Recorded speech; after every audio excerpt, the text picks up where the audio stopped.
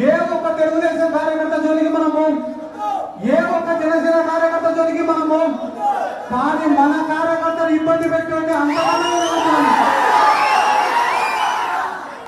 ఎందుకంటే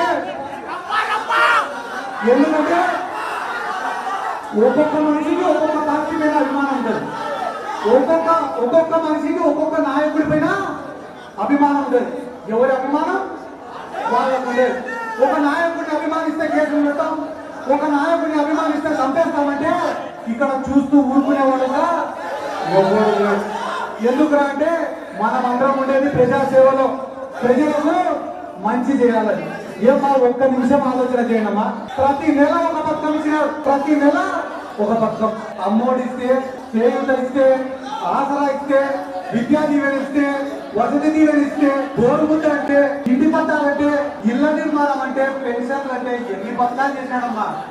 ఇన్ని పథకాలు చేసిన తర్వాత ఏం చెప్పినాడు తెలుసా మాకందరికి? మీరు గడప తిరగాలనుకుంటున్నారు.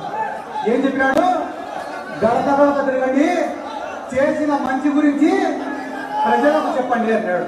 కానీ ఈ పక్క చంద్రబాబు నాయుడు సంవత్సరం రోజులకు మొన్ననే